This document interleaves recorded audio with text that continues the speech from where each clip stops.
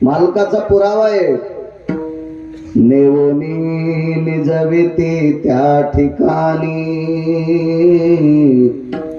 नेवोनी निजविती त्या ठिकाणी, मानसे जाळीती त्या ठिकाणी, किंवा नेवोनी निजविती स्मशानी, मानसे जाळीती त्या ठिकाणी. अविरत सर्व भोगात विलीन असणारा एक जीव, विलीन असणारे एक शरीर शेवटच्या टप्प्यात त्या ठिकाणी नेऊन निजवतात जिथं माणसं जळतात. नेवोनी निजविती मशानी, मानसे जाळीती त्या ठिकाणी. तत्वज्ञायांनी आबाचं पार्थिव पंचतत्वात विलीन करण्यासाठी या ठिकाणाला आणलं. प्रेतात रूपांतर झालं की गरीब होत नाहीत. किती माणसं गोडव्यातले असतात ते कल्पना करा. याच्याकरता ऐकायचं आपल्याला की अंतःकरणात ती मगरुरी कायमची संपली पाहिजे. संपत्ती किती आहे त्याचा विचार केला जात नाही, पद किती मोठं आहे त्याचा विचार केला जात नाही, त्याच्या पाठीमाग माणसाचा वलय किती मोठा आहे हा विचार केला जात नाही. उलट एक विचार केला जातो, ती व्यक्ती जात राहिल्याच्या नंतर. विष्ट मित्र सजन सखे सोयरे धायरे हे सगळेजण एकच विचार करतात. सगळेजण आल्याच्या नंतर काढा काढा म्हणतियाचा झाला भूमिभार. सोयरे सज्जन असा एक विचार करतात की याचा आला भूमिभार झाला. काय भूमिभार? आता शरीरातून दुर्गंधी येणार आहे. हे आपल्यावर जीवापाड जरी प्रेम करणारं व्यक्तिमत्व असेल तरी पण याच्यापासून आपल्याला त्रास होणार आहे. याच्या करता याला घरातून बाहेर काढा. ही जवळच्या नात्यातली रक्तातली माणसं सुद्धा हा विचार करतात. निसर्गाचा नियम आहे. त्या अनुषंगाने आबांना एका आद्यस्थिती या स्थळी आणलेलं आहे. प्रत्येकाला जावं लागतं. एक पुरावा मांडतो तुमच्याकडे सज्जनांनो. आबांचा शैक्षणिक क्षेत्रात फार मोठी उतुंग भरारी घेतलेलं व्यक्तिमत्व होतं. विद्येचं मंदिर त्यांनी अर्जित केलं. ते नेहमी सांगत असतो, देव आणि संत, देव आणि संत या दोन मंदिराच्या नंतर यांच्या बरोबरीच जे मंदिर विश्वात आहे ते मंदिर म्हणजे विद्येचं मंदिर. त्याला शाळा आपण म्हणतो. अशा एका मंदिराची उभारणी स्वर्गीय आबांनी केली. आबांचा राजकीय क्षेत्रामध्ये फार मोठा गोडसा या जिल्ह्याला लाभलेला एक नाविन्यपूर्ण जिल्ह्याचा राजकीय नेता आदरणीय आबा होते. जिल्हा परिषदच्या अध्यक्ष असतील, भारतीय जनता पार्टीचे प्रदेश कार्यकारिणीत असतील, ते सर्वांच्या तनामनातलं अंतःकरणातलं राजकीय क्षेत्रातले खिळून ठसून भरलेलं व्यक्तिमत्व स्वर्गीय आबा. किती मोठ्या लोकांना जावं लागतंय. एक प्रसंग तुमच्या पुढे मांडतो. एका व्यक्तीचा विधभर पोट भरण्यासाठी, या पोटाची खळगी भरण्यासाठी एका व्यक्तीचा व्यवसाय होता ढोल वाजवणं. ढोल ढोल ढोल. वारकरी संप्रदायामध्ये भगवान शिवशंकरांनी आरक्षित केलेलं वाद्य म्हणजे मृदंग आहे, पखवाज आहे. वारकरी संप्रदाय ठराविक वाद्य, श्रुती विना आहे, टाळ आहे, पखवाज आहे आणि चिपळी आहे. ही भगवान शिवशंकरांनी आरक्षित केलेली वाद्य. मग बाकी काही वाद्य अनन्य ठिकाणी त्यांना सुद्धा एक अनन्य साधारण महत्व आहे. फारशा वाद्यांचं नाव घेणार नाही. युद्ध प्रसंगामध्ये वापरल्या जाणारं वाद्य असतं त्याला दुदुंबी नावाचं वाद्य म्हणतात. लक्ष्याला ठाव स्मशानीचा याच्यावर सांगते. युद्ध प्रसंगामध्ये वापरलं जातं त्याला दुदुंबी नावाचं वाद्य म्हणतात। हे दुदुंबी नावाचं वाद्य मृत वृषभाच्या शेपटीनं वाजित असतात। मृतां वृषभो पुच्छादूय दुदुंबी भयजायते नाम। जमिनीला खड्डा केला जातो, त्याच्यावर तिवई लावल्या जाते, त्याच्यावर चांगलं ताणल्या जाते आणि मृत बैलाच्या पुच्छेनं शेपटीनं ते वाजवल्या जातं। याला दुदुंबी नावाचं वाद्य म्हणतात। दुदुंबी नावाच्या वाद्यात एक असा ध्वनी आहे, तो 80 वर्षाच्या माणसाचं रक्त सुद्धा पळवतो, निर्भय करतो। नाद असतो, घंटेचा नाद असतो, घंटा नाद म्हणतात। मृदंगाने हृदय हलते, मृदंगाने हृदय हलते, अंतःकरण हलतंय, असं वाद्य मृदंग आहे।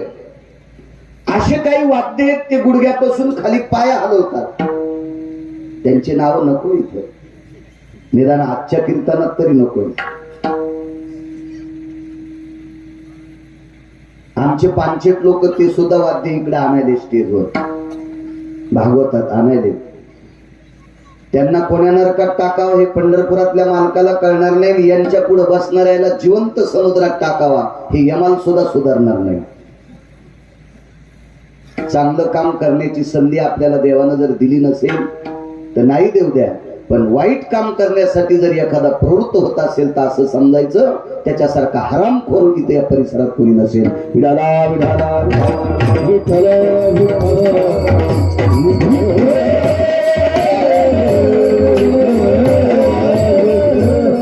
तबला एक वाद्य आपल्याकडे गोड आहे, बैठकी भजना करता बऱ्यापैकी राजस वाद्य आहे ते, त्यालाही नाव नाही ठेवणार, माझी पात्रता सुद्धा नाही। पण अशी काही वाद्य आहेत की त्या वाद्यामुळे 2-2 एकर जमीन काही नालायकाने घातल्या, ते सुद्धा वाद्य भागवतात काही काही वाजवतात आणि यजमान त्यांना दक्षिणा देतात, त्या यजमानाला पण नरक भेटणार। विठाला विठाला विठाला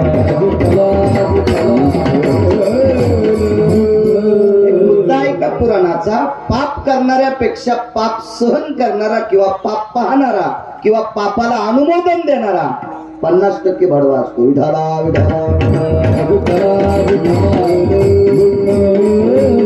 दोघाशी पतन सारखेशी केले पाप जेने दिले अनुमोदन, दोघाशी पतन सारखेची, असे वाद्य। त्याच्यापैकी पोटाची हिरवळ खरगी भरण्यासाठी एक वाद्य वाजत होता, त्या वाद्याचं नाव आहे ढोल। हे शौर्याचं वाद्य, ढोल नावाचं वाद्य गाफील नाही। आपल्याकडे ढोल पथक असते, नवरात्रीमध्ये असेल, गणेश उत्सवात असेल, एखाद्या तात्विक मिरवणुकीत असेल, महामानवांच्या पुण्यतिथीला जन्मोत्सवाला एखादी मिरवणूक काढल्या जाते। विडाला विडाला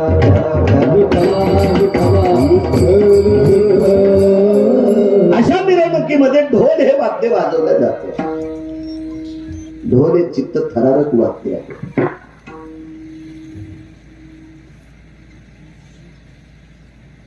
ढोल हे युद्ध कौशल्यातलं वाद्य आहे।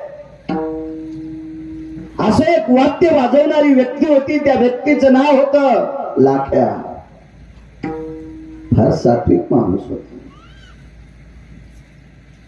लाख्या हा कोल्हाट्याच्या कुळात जरी असेल तर त्याच्या गळ्यामध्ये तुळशीची कंठी होती, तुळशीची माळ होती। लाख्या नाव होतं। आपण एरवी लाख्या कोल्हाट्यात जो खेळ करत होता तो खेळ आपण जत्रेत वगैरे बघत असतो। 4 वेळू लावलेले असतात, त्याच्यावर असा दोर ताणलेला असतो आणि त्या दोरावर त्या कुटुंबातली एक व्यक्ती, एक कन्या चित्त थरारक कर्म करत असते। ती त्याच्यावर चालते, त्या दोरावर ताटावर चालते, एका रिंगवर चालते, डोक्यावर अशा एकावर एक 2-3 भांडे घेऊन चालते।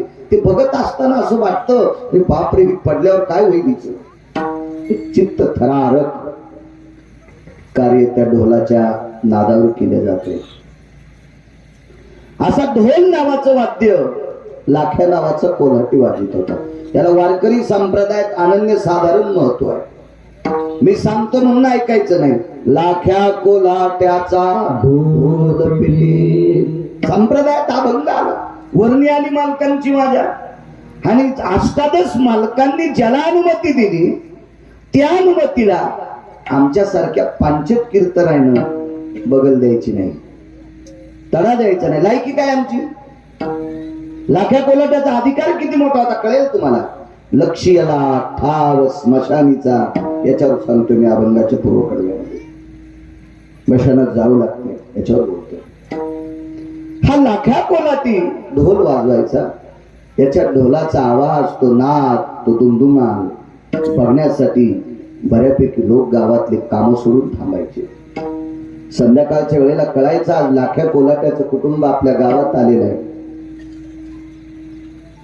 बऱ्यापैकी माणसं रात्री कळाल्याच्या नंतर कामाच्या जे काम, जेवढी कामं आहेत ती कामं थोडीशी त्याचे नियोजन करून अमक्या अमक्या वेळेला लाख्या कोलाट्याचा ढोल पाहण्यासाठी, ऐकण्यासाठी लोक येत होते. फार ढोलाचं नाविन्य होतं त्याचं. पण संप्रदायात हा का आला, याला वारकरी संप्रदायाने आपलं का केलं, त्याचं एकमेव कारण होतं आपल्या सर्व देवतेवर लाख्या कोलाट्याचं फार प्रेम होतं. उदाहरणार्थ तुमच्या कर्जत मध्ये जर लाख्या कोलाटे आला तर मारुतीराय पुढे ढोल वाजवायचा, जगदंबेचं मंदिर असेल तिथं ढोल वाजवायचा, गणपती बाप्पाचं मंदिर असेल तिथं ढोल वाजवायचा, भगवान शिवजीचं मंदिर असेल तिथं ढोल वाजवायचा. जेवढी मंदिरं असतील, संतांची समाधी असेल त्या समाधी मंदिरात ढोल वाजवायचा. आणि हे सर्व वाजणं झाल्याच्या नंतर मग पोटासाठी ढोल वाजवित होता. एवढं अनन्य साधारण महत्व. मला वाटतं लाख्या कोलाटी आम्हाला चपराक देऊन गेला असेल. देवासाठी भजन 5-25 अभंग आंघोळ केल्यावर घरी वाजी जा आणि पोटासाठी कीर्तन करी जा, असं लाख्या कोलाट्यानं पण सांगितलं असेल आम्हाला. त्याच्यातून एक चपराक मिळाली असेल. मोक्षासाठी घरी हरिपाठ म्हणावं लागेल आंघोळ करताना. सकाळी पहाटे उठल्याच्या नंतर 5-25 गाथ्यातले अभंग वाचावं लागतील, 5-25 सोया वाचावं लागतील. म्हणजे लाख्या कोलाटी पोटाचा धंदा सोडून आधी देवाच्या पुढे ढोल वाजत होता आणि मग ह्या पोटासाठी तो ढोल वाजवत होता. आमच्यापेक्षा लाख्या कोलाटी कितीतरी श्रेष्ठ असावा, मी निमूटपणे सांगेन.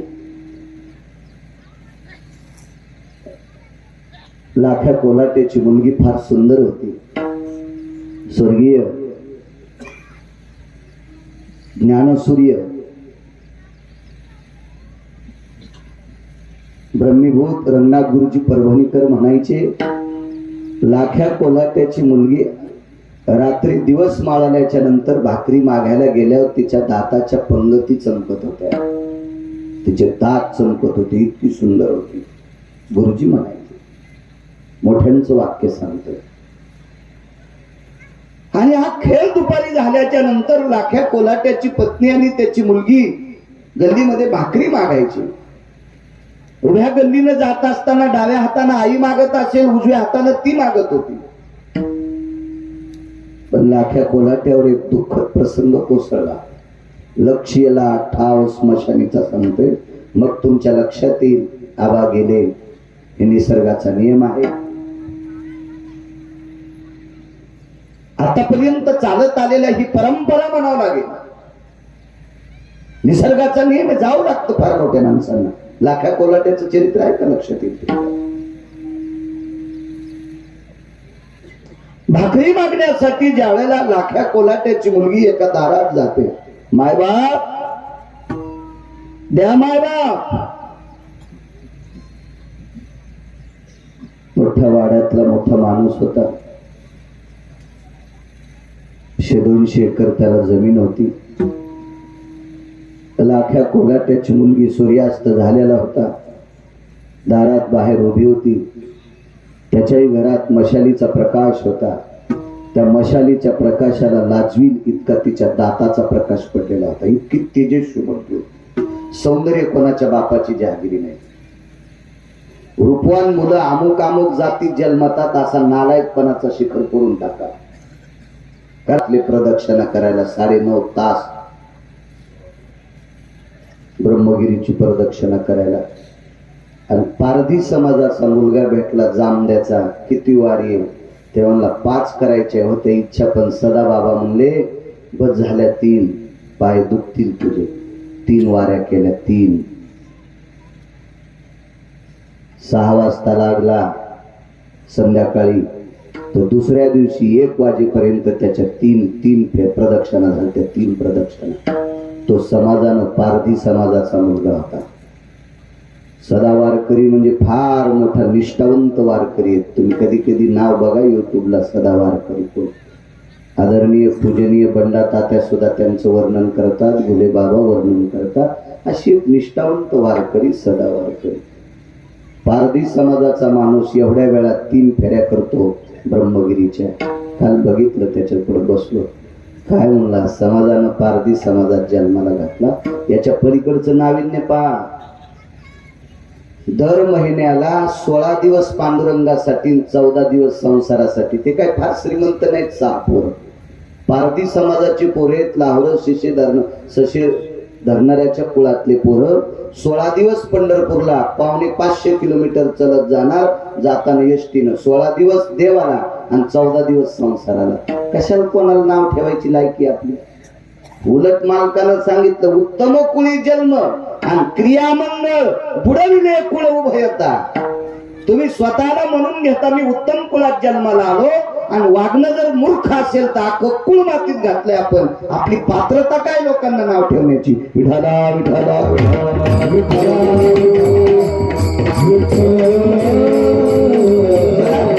सौंदर्य सांगतो तर सौंदर्य कोणाच्या बापाची जहागिरी नाही. असं कधी झालंय का दिव्यांग लेकर अमक्या अमक्या जातीत जन्माला येतात? दिव्यांग आता नवीन शासनानं काढायला शब्द आहे. पूर्वी अपंग, त्याच्या अगोदर आपलं लुळे खुळे पांगळे म्हणायचो आपण, नंतर अपंग. आता शासनानं प्रचलित शब्द काढा दिव्यांग. असं होतंय का कधी दिव्यांग अमक्या अमक्या जातीत लेकर जन्मातात? नाही, कोणालाही दिव्यांग जन्माला येतात. म्हणून जातीचा कसल्याही प्रकारचा आविष्कार नाही. सुंदर मुलगी होती. तिच्याकडे पाहिल्याच्या नंतर त्या श्रीमंत माणसाच्या पोटामध्ये कामाचा डब्बा पेटला. त्याला आवाज दिला, मध्ये येऊन घेऊन जा.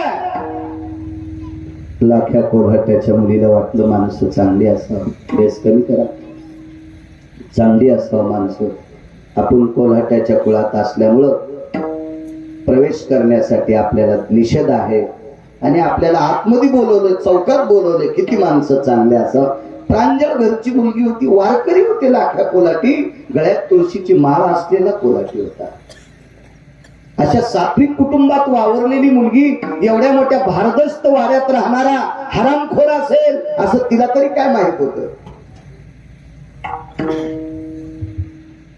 भिक्षे करताना आतमध्ये बोलवलं.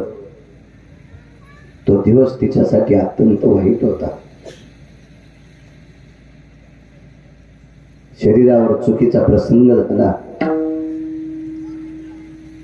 आई भाकरीचं टोपलं घेऊन आली. बांगड्या वाजल्या होत्या, संध्याकाळची वेळ होती. लाख्या कोल्हाटी पालात राहत होता. पाल म्हणजे रावटी. उंच डोंगरावर पाल दिलेलं होतं. त्या डोंगरावर तो पाल देऊन राहत होता. बायकोच्या बांगड्या वाजल्याबरोबर आवाज दिला, लक्ष्मी. भारदस्त बोलत होती माणसं. हे लक्ष्मी. जी मालक, जी जी जी.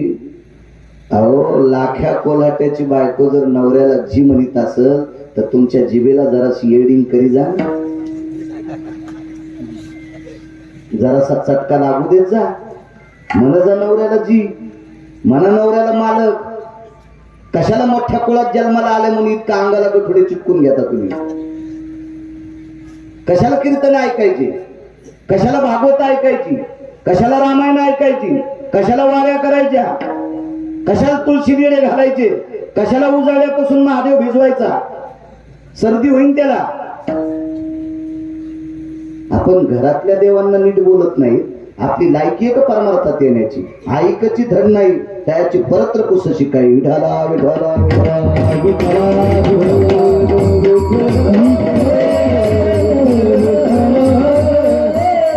नेहमी सांगत असतो, जी बाई सासू सासऱ्याची सेवा करीत नाही ती बाई अवदासा. जी बाई नवऱ्याची नीट सेवा करीत नाही ती बाई चुड्याली. आणि अवदासन चुड्यांनी संप्रदायातून बेदखल केल्या. दागिने घालीत असेल, चांगली साडी घालीत असेल, चांगलं पातळ नेसत असेल, लेकरावर संस्कार करत नसेल, ती सुद्धा अवदासा. आणि ह्या सगळ्या गोष्टीवर जी गोड प्रेम करते ती साध्वी, ती साध्वी, ती पुण्यशील, ती पावन. संसारातल्या लोकांवर प्रेम करायचं. सासू सासऱ्याने कमवलेली प्रॉपर्टी तुपात बुडून खायची आणि आपल्याला सासू सासरे आवडत नाही, कोण्या इस्त्यात टाकी ना. मायबापानं कमवलेली प्रॉपर्टी आनंदानं खायची आणि त्या मायबापाला मानायचं नाही. त्या पोराला इतकं हानीन की त्याची इंचभर जागा ठेवणार नाही लाल करायची. काय नुसतं मोकारपणा सांगतो, असं तसं अमक तमक, हे देखावाय तो नालाय का. विठाला विठाला